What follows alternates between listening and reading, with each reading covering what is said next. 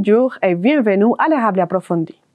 Aujourd'hui, nous nous occupons de deux sujets. La présentation du nouveau centre de recherche et d'innovation sur la Canneberge du Québec et la deuxième partie de la soirée micro ouvert pour femmes d'Arthabasca Érable.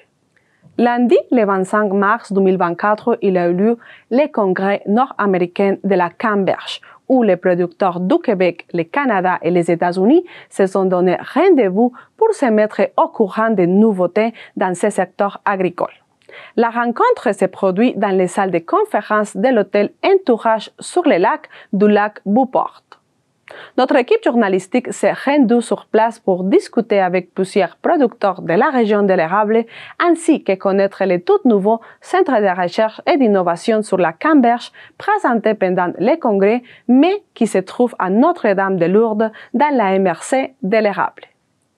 Nous débutons par une visite de la salle d'exposition du centre de recherche accompagnée par le directeur général et scientifique Didier Labarre, suivi des entretiens avec les autorités et membres de l'Association des producteurs de Canneberge du Québec.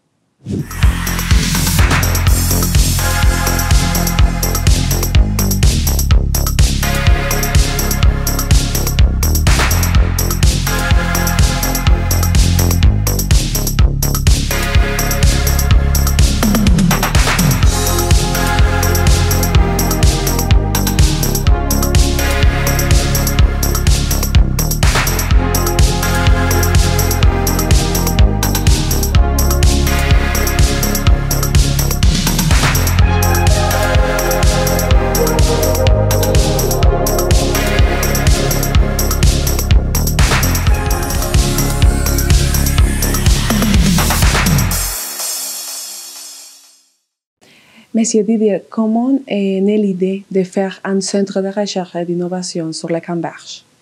Ce qu'il faut savoir, c'est qu'on était la seule région productrice de canneberge en Amérique du Nord qui n'avait pas de centre de recherche spécialisé dans la canneberge.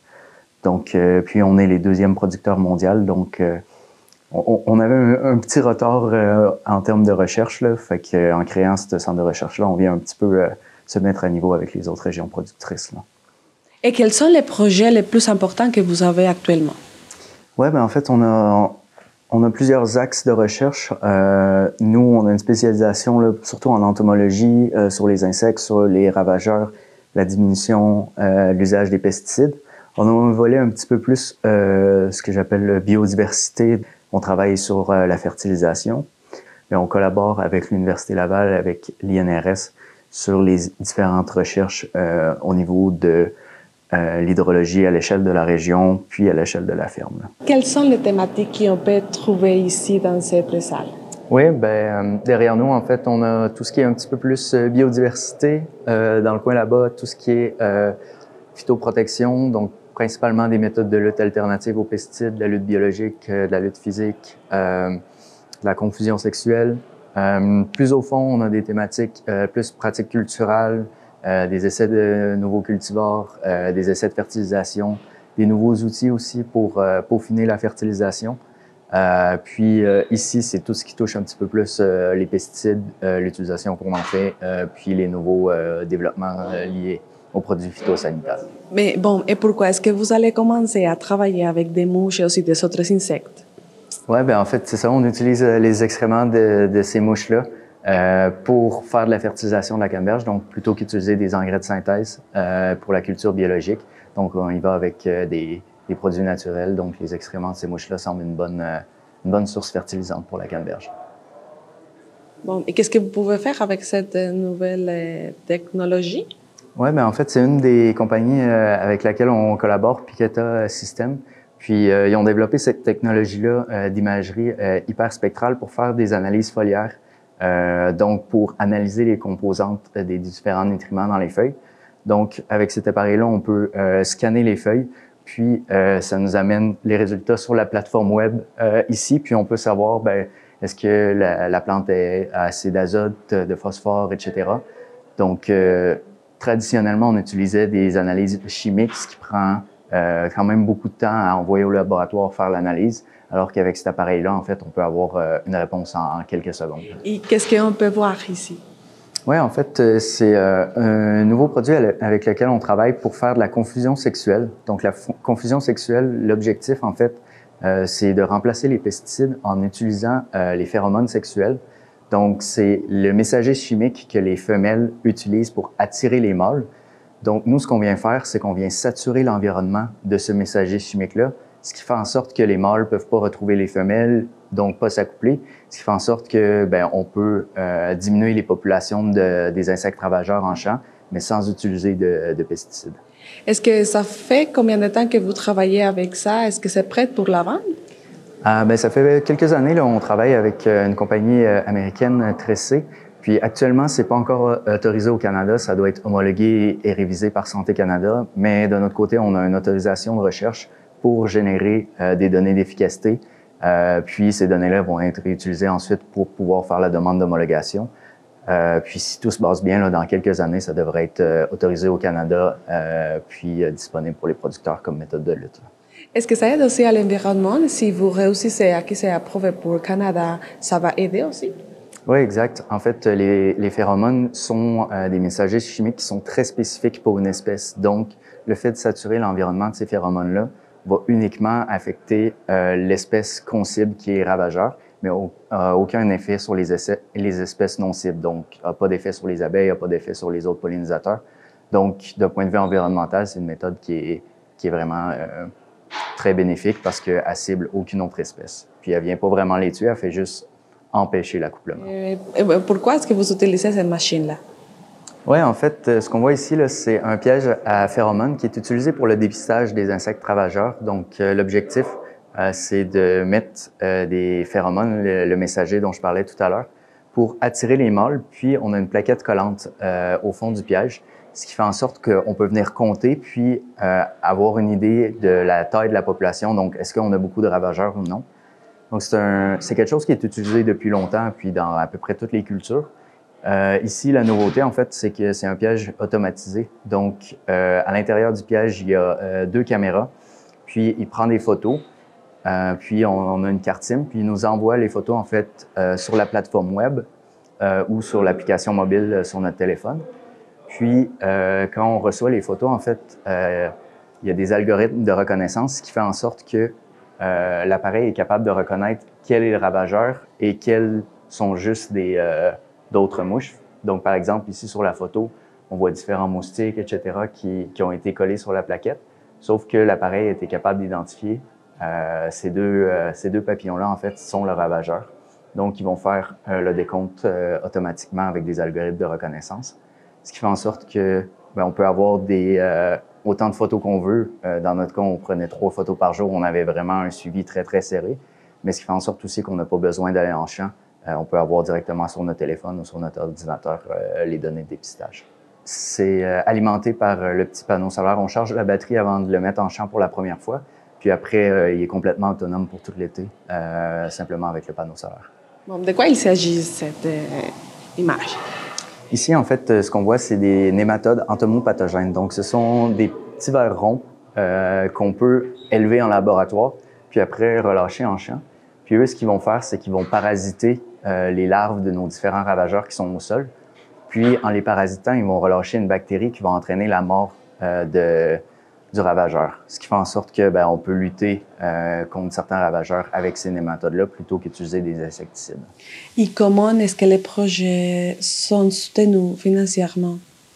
Oui, au centre de recherche, là, on a un excellent support financier de l'association. Je dirais, cette année, c'est à peu près 45% de notre budget annuel là, qui est couvert par l'association, qui provient en fait directement des producteurs via leur membership à l'association.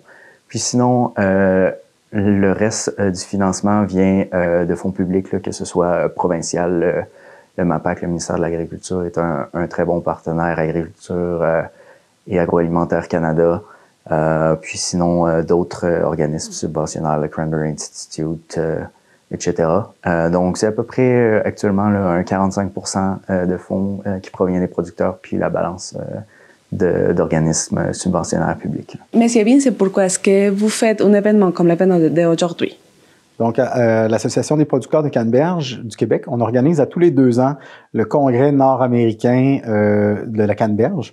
Donc, ça nous permet d'inviter tous les acteurs de l'industrie au Québec, mais aussi à l'extérieur. Donc, il y a beaucoup de chercheurs, de producteurs de la Colombie-Britannique, des Américains, notamment du Wisconsin et du Massachusetts. Donc, ça nous permet de regrouper un ensemble de chercheurs qui travaillent dans notre industrie, puis de présenter les résultats de leurs dernières recherches sur la culture de la canneberge, les différents défis qu'on a à nos producteurs ici au Québec. Et quelle est la mission de l'organisme de l'Association des producteurs de canneberge du Québec? Donc, l'Association des producteurs de canneberge du Québec, l'APCQ, compte 83 cannebergières, puis ça représente à peu près 99% de la production au Québec. Donc, on a un membership qui est très, très représentatif de la production. La mission de l'APCQ, c'est de représenter les intérêts des producteurs de canneberge, à la fois au niveau des gouvernements, donc des organismes réglementaires, mais aussi au niveau de nos homologues, donc les producteurs de canneberge des autres régions, notamment au Canada, il y a une production importante en Colombie-Britannique, une production importante en Nouvelle-Écosse, puis chacune de ces 2 provinces-là ont leurs associations de producteurs, et la même chose s'applique pour les Américains. Donc, il y a une association de producteurs pour le Wisconsin, pour le Massachusetts, pour les autres régions productrices. Puis, ça nous permet d'échanger de l'information, de parler des différents défis qui affectent l'industrie nord-américaine de la canneberge. Bon, et après les dernières années, les derniers congrès, quels sont les défis qu'il y a maintenant pour la production de canneberge? Donc, au niveau de la canneberge, les défis principaux, ça va être l'adaptation au changement climatique. On est une industrie qui est bien positionnée pour s'adapter au changement climatique, mais la recherche est toujours nécessaire. Donc, l'adaptation au changement climatique en est un. La réduction de l'impact environnemental que notre culture a sur les terres autour, l'environnement. Donc, le défi principal, c'est de documenter nos pratiques, de documenter, de mesurer l'impact qu'on a au niveau hydrologie, au niveau de la faune et de la flore sur nos fermes. Donc, c'est plusieurs défis qu'on a dans l'industrie. Puis, la recherche nous aide beaucoup là, à aller plus loin là-dedans. Oui. Est-ce que vous pourriez dire que même s'il y a des changements climatiques, ça n'empêcherait pas la production de canneberge dans la région dans les prochaines années? Ça n'impactera pas si on est prêt, mais de la façon que nos fermes de canneberge sont bâties, avec un réseau de drainage performant, un réseau d'irrigation performant, des réserves d'eau importantes, on est une des cultures qui est la plus prête à faire face aux différents impacts des changements climatiques. On sait que les changements climatiques vont arriver avec, oui, une augmentation de la température, mais avec beaucoup plus d'extrêmes. Donc, des périodes de sécheresse plus longues, des vagues de froid plus intenses. Puis, la façon que l'industrie s'est bâtie au Québec, puis en Amérique du Nord, ces infrastructures-là permettent de gérer les risques des changements climatiques. Donc, ce qu'il faut faire, c'est documenter les méthodes, documenter les techniques pour faire face à ces nouveaux défis-là. Mais la culture de la canneberge au centre du Québec, au Québec en général, est très bien positionnée pour l'avenir. Et au niveau local, nous sommes de la télévision communautaire de l'érable. Bon, quelles sont les demandes, quels sont les besoins de la région? Oui. Au niveau local, on a beaucoup, au niveau du gouvernement du Québec, il y a eu beaucoup de changements réglementaires dans les dernières années au niveau du ministère de l'Environnement. Donc, là, actuellement, le dossier le plus chaud qu'on a, c'est l'application de la nouvelle loi sur les prélèvements d'eau, qui affecte beaucoup au niveau local, parce que l'eau, c'est une ressource qu'on dit qui appartient à tous. Puis, là, actuellement, la réglementation sur les prélèvements d'eau, il y a eu beaucoup de changements dans les dernières années. Donc, la PCQ a développé une méthode d'analyse des prélèvements d'eau qu'on fait sur les fermes pour s'assurer d'être en mesure de gérer les conflits d'usage dans les périodes plus sèches. Mais ce travail-là nous a permis de réaliser que l'eau, quand elle tombe, quand il y a au printemps, à la fonte des neiges, quand il y a des précipitations importantes, c'est là que les fermes de canneberge collectent l'eau qui tombe sur nos fermes. Et en général, les fermes de canneberge vont maintenir une nappe d'eau assez élevée sur nos fermes. Donc, il se trouve à avoir une infiltration dans le sol, même en période de sécheresse, qui va se trouver à alimenter les rivières. Donc, les cannebergières ont un impact de réduction de la crue lors de précipitations importantes, lors de la fonte des neiges. Et dans les périodes de sécheresse, par l'infiltration de l'eau dans le sol, on va aller alimenter les différents cours d'eau qui circulent autour de nos terres pour réduire les débits d'étiage, c'est-à-dire réduire l'importance de la baisse de débit. Donc, on contribue d'une façon très positive là, à l'hydrologie de la région au niveau local pour minimiser justement ces conflits d'usage-là sur l'eau. Et où est-ce qu'est placée votre entreprise de canneberge? À Notre-Dame-de-Lourdes, dans le centre du Québec, oui. Comment est-ce qu'est née l'idée de faire partie d'un centre de recherche et d'innovation sur les canneberges? Ben, dans le fond, je travaillais quand le centre de recherche avait besoin de faire des tests, vu que notre ferme est à proximité, ben, c'était facile pour eux de venir faire les tests. Donc, c'est comme ça un peu qu'on a bâti une relation ensemble. Et bon, quelles sont les préoccupations que vous avez maintenant à propos des changements climatiques? Comment est-ce que vous faites face à cette problématique maintenant? Ben, les nouveaux ravageurs, les insectes, les nouveaux insectes, des sortes de mauvaises herbes qu'on n'avait pas avant. Donc, les hivers sont un peu plus doux. La barrière de l'hiver est plus douce pour les nouvelles espèces de ravageurs. Donc, on est confronté à ça. Dans ce congrès, qu'est-ce que vous voulez trouver? Quelles solutions vous voulez trouver ici? Mais ça apporte, c'est les recherches que le monde font sur les insectes, nos ravageurs. Ça apporte des solutions, ça avance. Même si, comme il dit, souvent, c'est des études, il y en a qui vont faire leur maîtrise là, sur ça, puis ça fait que ça apporte de l'évolution pour la canneberge. Là. Madame Monique, quelles sont les préoccupations les plus courantes des producteurs de canneberge de la région, oui, de Québec? Je dirais que les principales préoccupations là, pour l'association, c'est beaucoup d'aider, d'accompagner les producteurs à faire face aux défis environnementaux.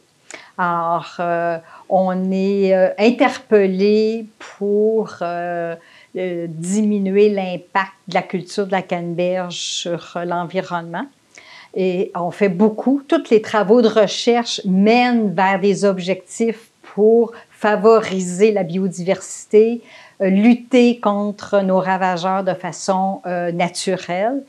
Et c'est beaucoup par le développement des connaissances, là, puis le rôle de l'association, ça va être de partager les résultats de recherche, d'aider, d'accompagner les producteurs à mettre en pratique ces nouveaux résultats de recherche qui sont très prometteurs pour la canneberge.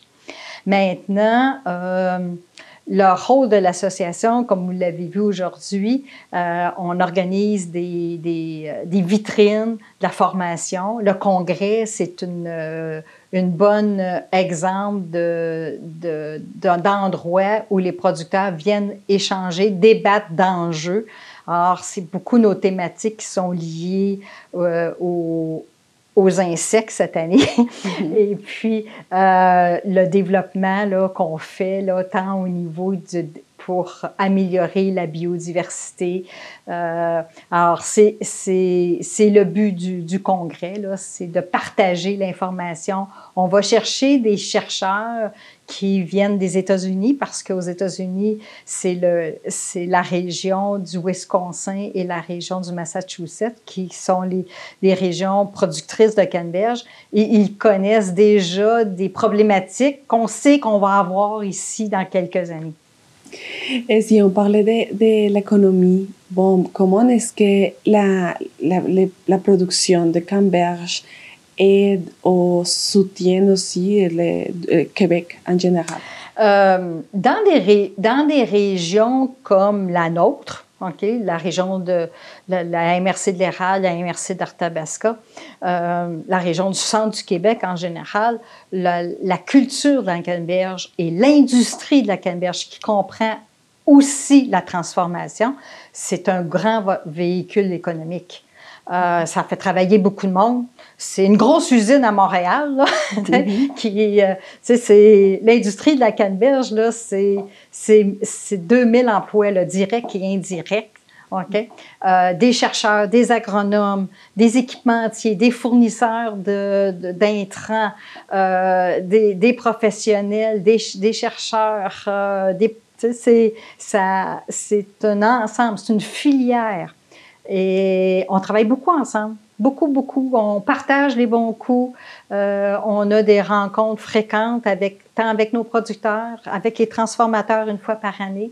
Puis les principales usines de transformation sont installées dans la région du centre du Québec, particulièrement dans le parc industriel de Plessisville.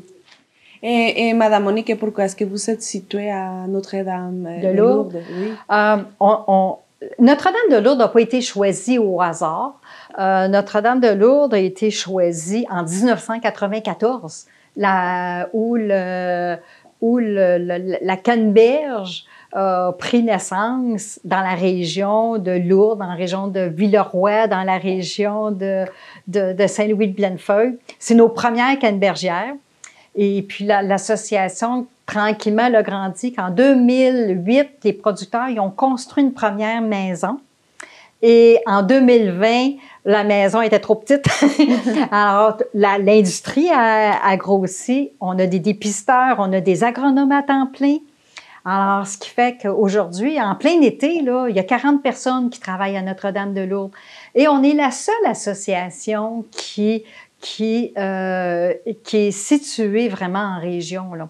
Parce que les pommes, les oignons, les framboises, les pommes de terre, leurs associations sont tous situées à Longueuil, à l'UPA.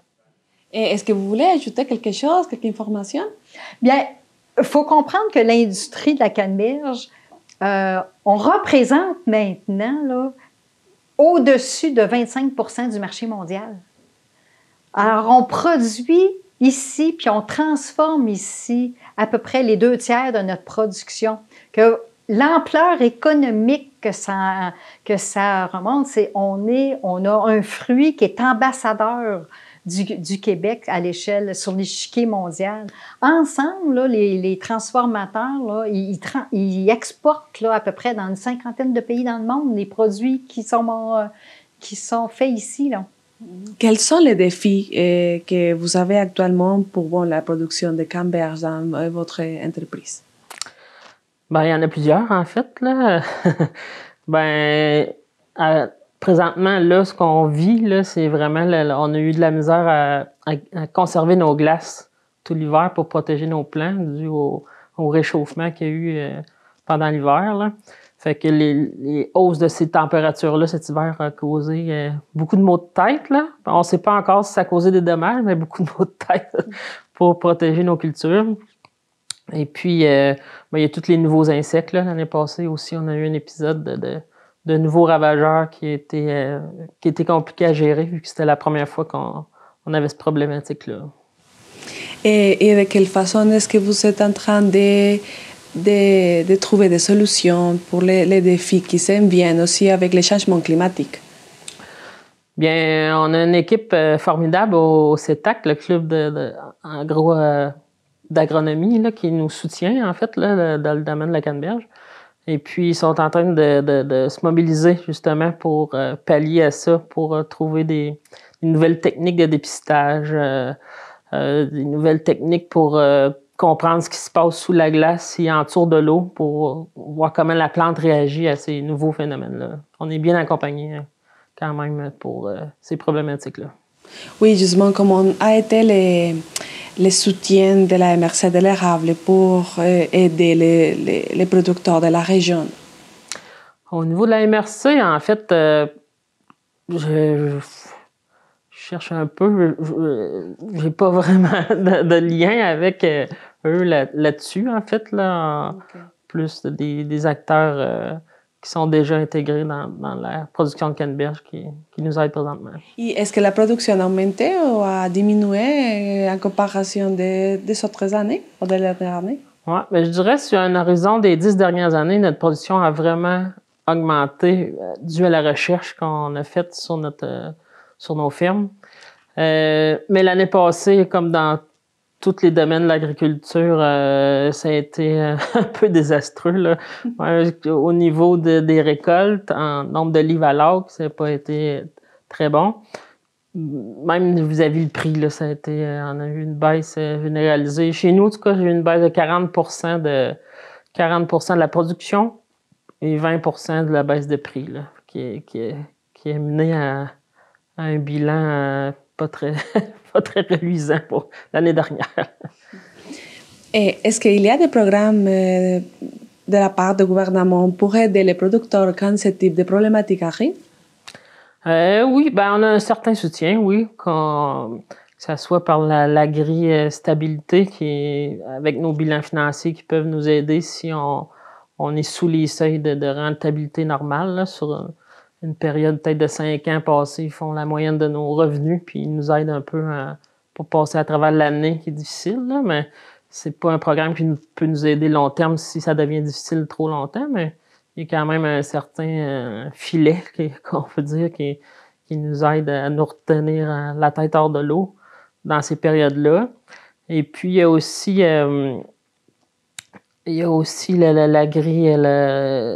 l'agri-investissement, là. Mais ça, il faut quand même réussir à faire des profits, puis le gouvernement, l'argent qu'on peut placer, mettons, il nous en remet autant, puis là, après ça, on peut la retirer pour justement investir pour pallier des problématiques qui nous font tort, là.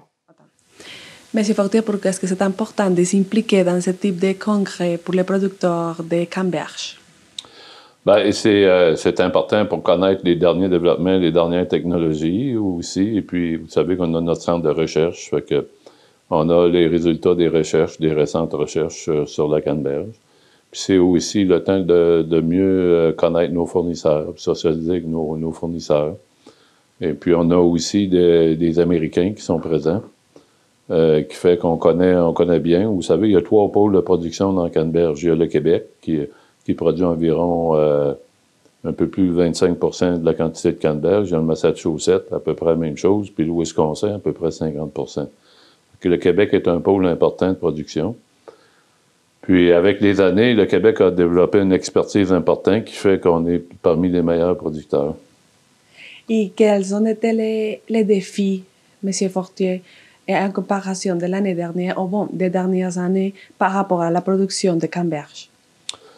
Les défis, les principaux défis qu'on a à faire face, c'est toujours aussi de bien contrôler notre production, mais je ne sais pas si vous voulez parler du climat qu'on a eu l'an passé. C'était plus particulier l'an passé d'avoir un climat qui était plutôt froid en début de saison, où normalement, la nuit, nous, il faut qu'on protège nos bourgeons contre le gel. Fait qu'on a des systèmes d'alarme qui sont installés dans nos champs qui nous avertissent une température donnée qui est à peu près 0 degré. À ce moment-là, il faut partir les gicleurs, puis on les règle plein toute la nuit pour le protéger du gel. Normalement, on a 10-12 nuits de gel au printemps, puis l'année passée, exceptionnellement, quasiment 25 nuits de gel qu'on a eu. Fait que c'était plus particulier pour le printemps passé. Fait qu'un printemps pluvieux. Après ça, un peu de chaleur dans le mois de juillet. Puis le mois d'août, très, très pluvieux. Beaucoup de pluie au mois d'août. Un mois de septembre plus chaud que le normal. Puis la récolte, pendant la récolte, octobre et début novembre, c'était normal. Mais ça a quand même causé des enjeux sur la quantité et la qualité des fruits. On a eu, généralement, la canneberge n'a aucune pourriture dans les fruits, puis là, il y en avait un petit peu, peut-être 2 à 3 %. C'est très minime, mais il reste que c'est quand même un fruit de qualité, malgré tout, là. Mais c'est surtout la quantité qui n'était pas là. La quantité était beaucoup moins que la normale. Et au niveau de la région, comment est-ce que les recherches ont aidé à survivre à les changements climatiques, à les différents défis du climat?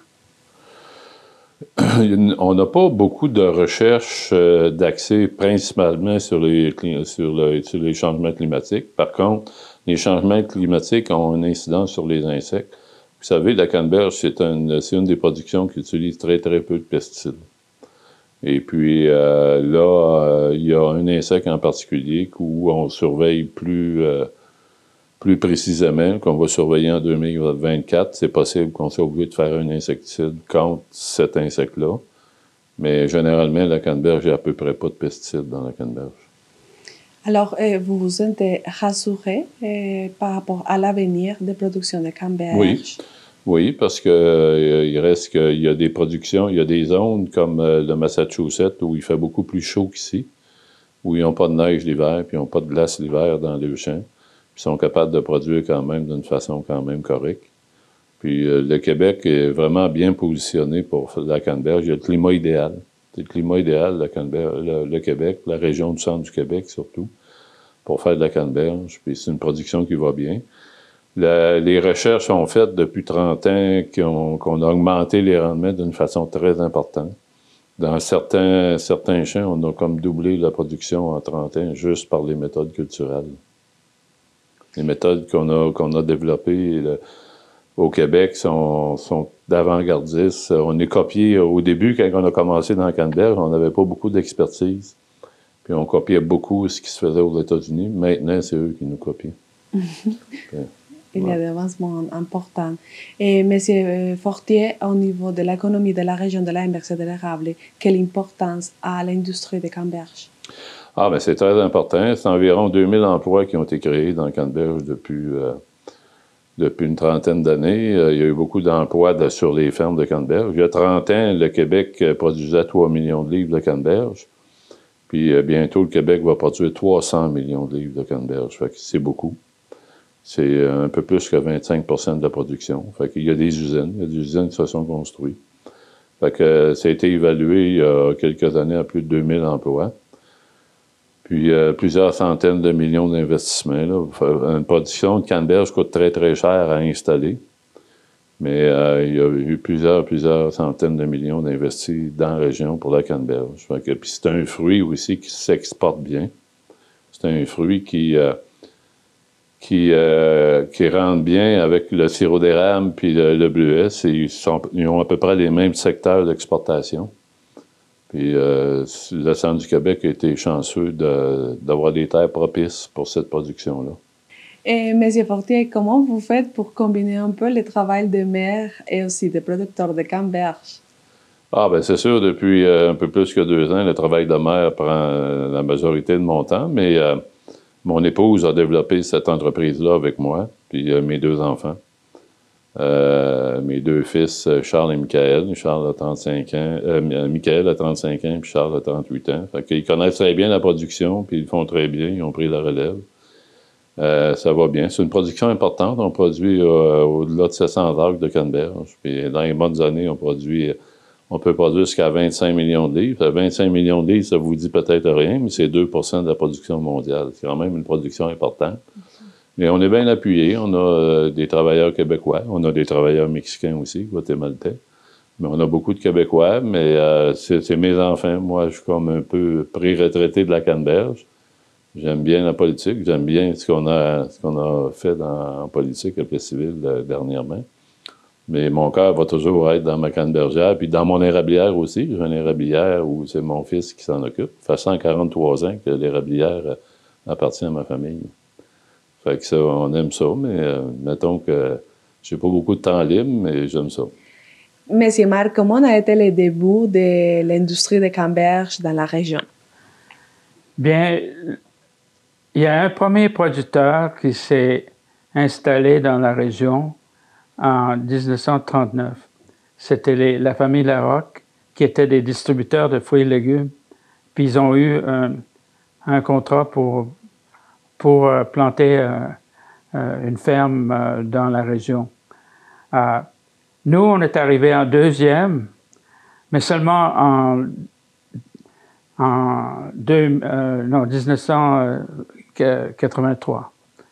Et ça, c'était à la suite. Moi, à l'époque, j'étais producteur de pommes.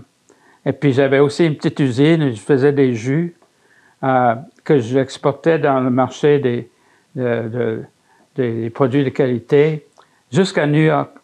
Et puis là, mon distributeur new-yorkais avait dit, mais vous savez, ce qui est vraiment à la mode aujourd'hui, c'est le jus, parce que je faisais des jus de pommes mélangés avec d'autres fruits.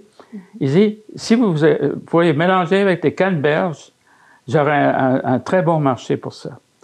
Et puis alors, je me suis mis à voir si je pouvais acheter des canneberges.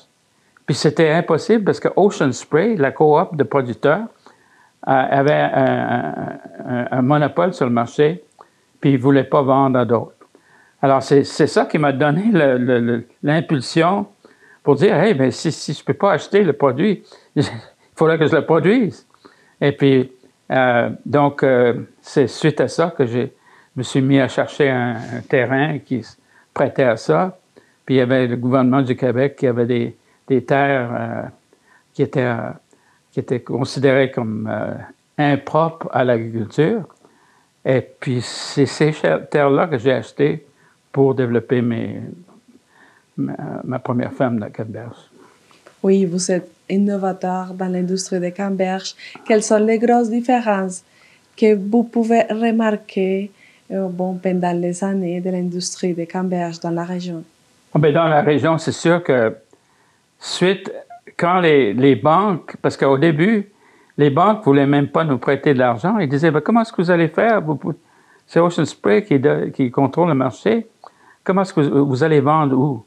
Mais quand on a pu montrer aux banques qu'on avait des clients, parce que des clients, c'était des embouteilleurs de marques privées, qui faisaient des marques privées pour les magasins, et puis que les terres qu'on avait développées faisaient un bon rendement, que tout à coup, ça s'est connu dans la région, puis tout à coup, il y a un tas de gens qui se sont intéressés, dont vous en avez vu ici, comme donc Pierre Fortier, tout ça, ces gens-là qui ont suivi. Et puis, alors, ça s'est développé, et puis nous, on s'est mis à transformer. On a bâti une usine de transformation. Il y a aussi Fruits d'Or qui a fait un peu la même chose. Et puis, alors, il y avait un marché pour ça qui s'est développé. Alors, et puis ça c'est sur une période de 40 ans que l'industrie a pris un essor considérable. Et quels sont les défis que vous voyez un peu difficiles à soulever dans cette époque, si on fait la comparaison avec les autres années? Quelles sont les difficultés qu'on a rencontrées? Bien, c'est sûr que la difficulté, c'est d'établir un marché. Il fallait qu'on développe des techniques pour transformer la canneberge, parce que pour faire des produits, c'est des produits qui sont d'abord pressés et puis ensuite séchés ou bien vendus en forme de jus. Et donc, c'est des procédés qui sont assez spéciaux. Et puis, le marché était dominé par Ocean Spray, qui, eux, avaient des brevets sur leur technique. Alors, il fallait qu'on développe des techniques qui étaient différentes d'Ocean Spray. Alors ça, c'était une des grandes difficultés du début. Mais après, une fois qu'on avait nos usines en fonction, graduellement, on a dû développer du marché, mais développer du marché en concurrence avec une une coop dominante qui, eux, avaient une marque, l'Ocean Spray, la marque Ocean Spray est connue au monde entier. C'est difficile, c'est toujours... Ça marche pas tout de suite. Hein. Mm-hmm. Et donc, non, il y avait beaucoup de défis au cours des années.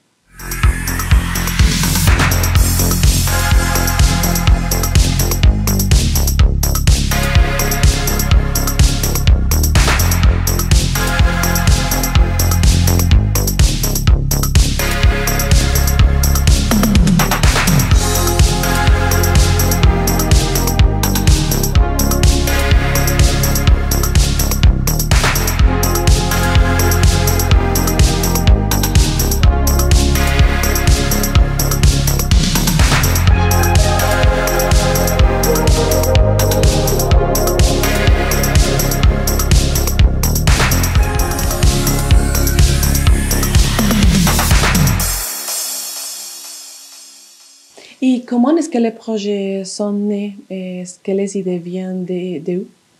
Oui, en fait, on a un comité de priorisation de la recherche qui est mené par l'association, donc qui est formé de producteurs, de conseillers, d'agronomes, qui est aussi formé de représentants des différents transformateurs, donc Ocean Spray, Fruits d'Or, Citadel. Donc, on regroupe tous ces gens-là, puis en fait, on émet les différentes problématiques qui sont soulevées.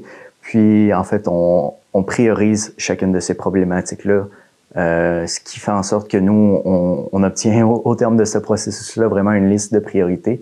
Puis, c'est un peu notre feuille de route pour orienter nos prochaines activités à partir de ces priorités-là, mais qui sont vraiment émergées de l'industrie directement. Vous avez entendu les détails sur les nouveaux centres de recherche et d'innovation sur la Canneberge et les nouvelles discussions sur cet espace de l'économie.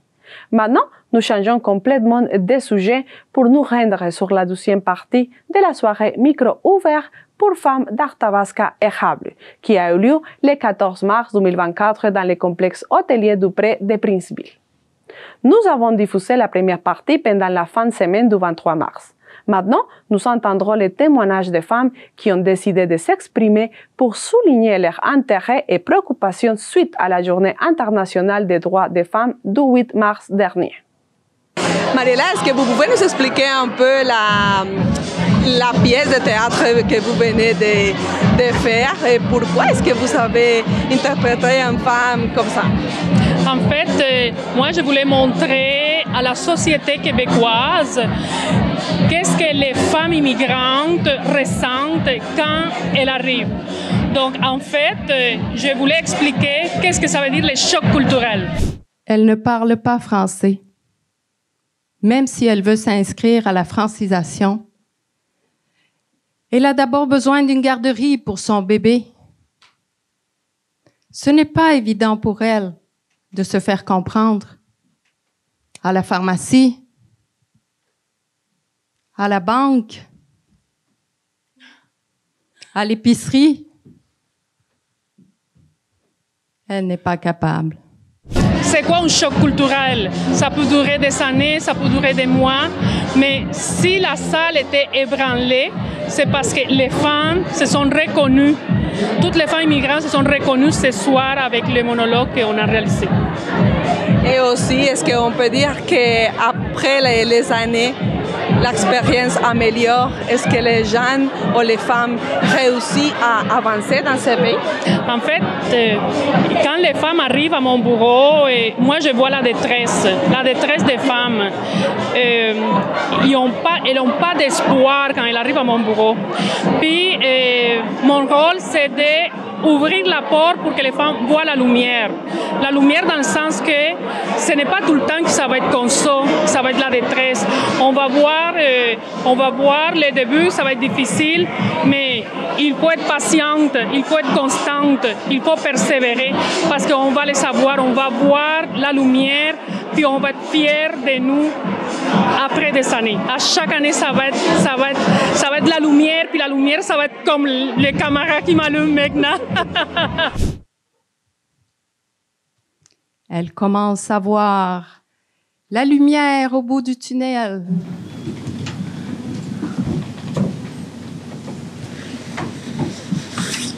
Mariela, et comment est-ce que vous vous êtes inspirée pour faire le personnage? Et rappelez-vous que moi, je travaille avec les femmes qui sont victimes de violences conjugales.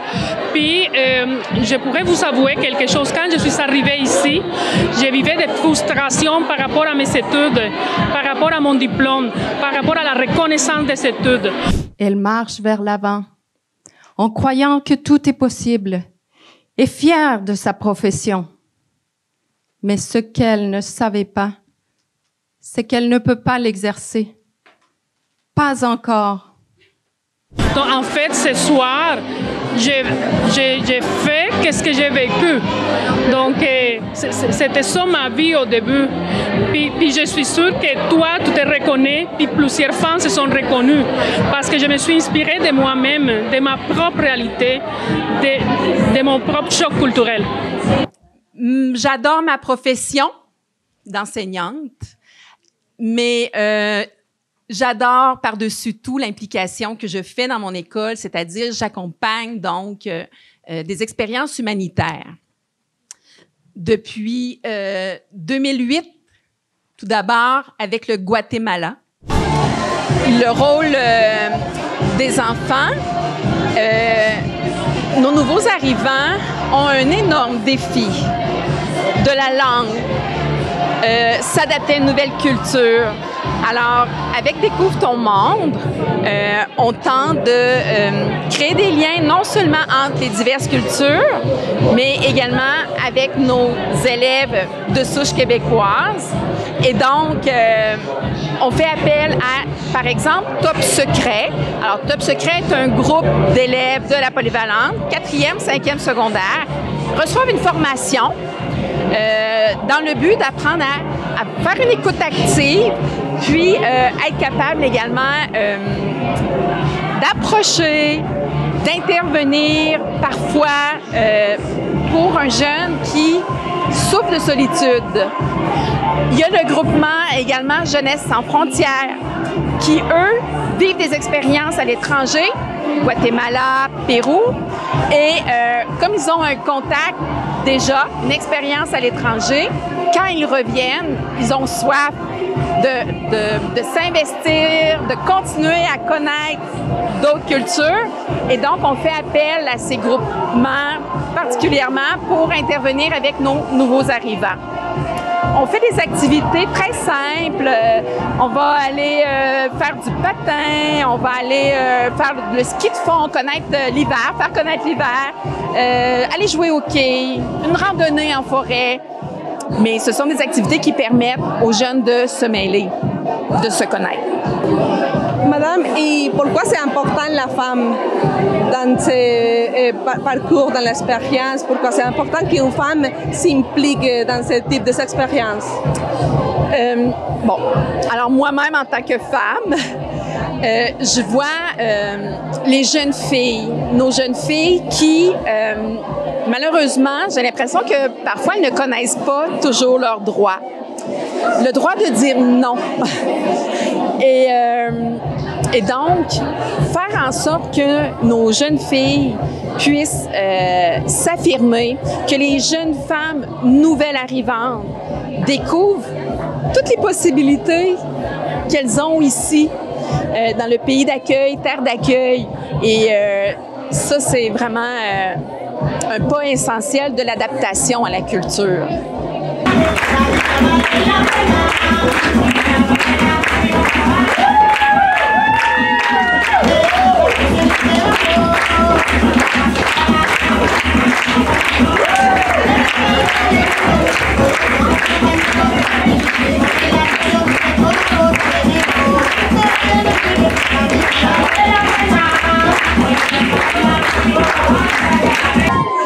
Porque ça a été important de montrer un peu la danse de votre pays.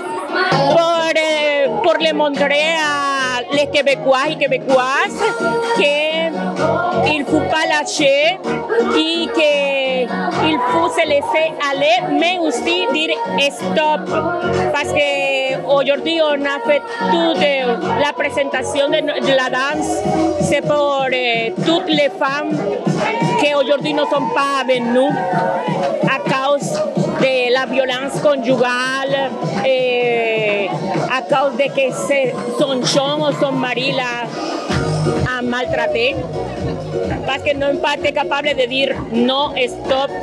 Alors, c'est juste, tu te laisses aller, tu es capable, go, on fonce.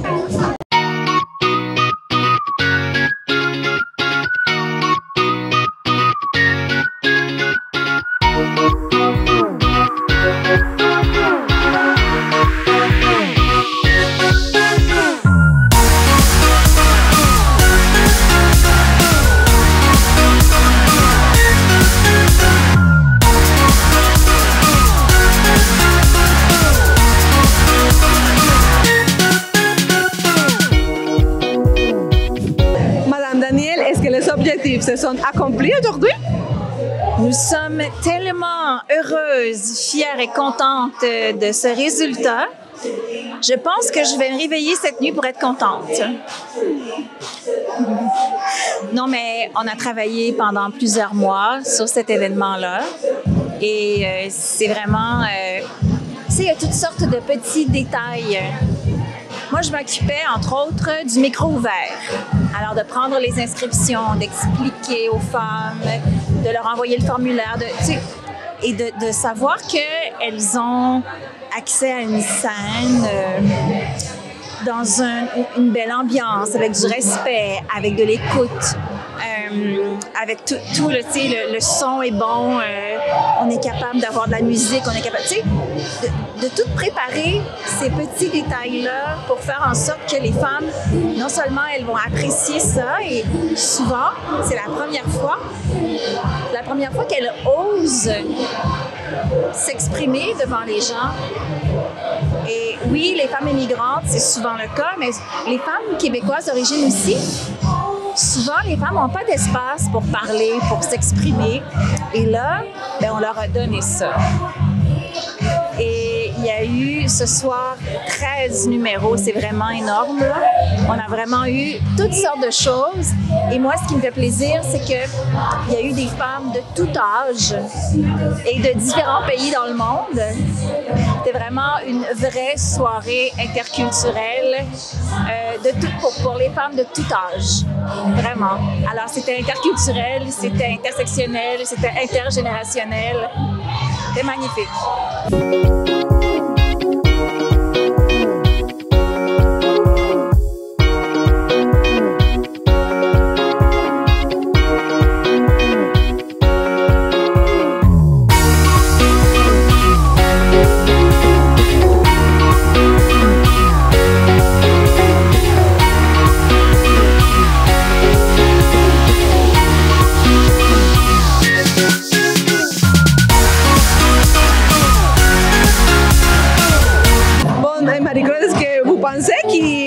Objectifs se sont accomplis aujourd'hui, ce soir? Oui, vraiment, les objectifs de la soirée, un des objectifs premiers, c'était de laisser la parole et la scène aux femmes. On trouve que c'est super important. Souvent, les femmes vont avoir moins la chance dans la société d'aujourd'hui de prendre la parole, de prendre la scène, vont des fois avoir moins confiance. Donc, en faisant une soirée comme ça, c'est vraiment l'objectif qu'on voulait. On veut qu'elles prennent la parole, qu'elles nous disent comment qu'elles se sentent, comment qu'elles vont, comment la société autour d'elles vont, c'est quoi leur perception de la vie. Fait que ça, c'est atteint. L'autre objectif, c'était de faire un mélange interculturel. C'est vraiment atteint. Je crois qu'on est moitié québécoise, moitié immigrante ou personne qui arrive. Donc, ça, c'est un autre objectif qui a été atteint. L'autre objectif, c'était d'avoir du plaisir, de se laisser aller, de danser, de sortir notre cou. Et je crois que c'est atteint aussi. C'est en train d'être atteint. Déjà, plusieurs personnes sont venues me voir pour nous féliciter, la gang qui avait organisé. Sont très, très contents, très heureuses de pouvoir avoir la chance de danser ensemble, entre femmes, et ça continue le mélange interculturel.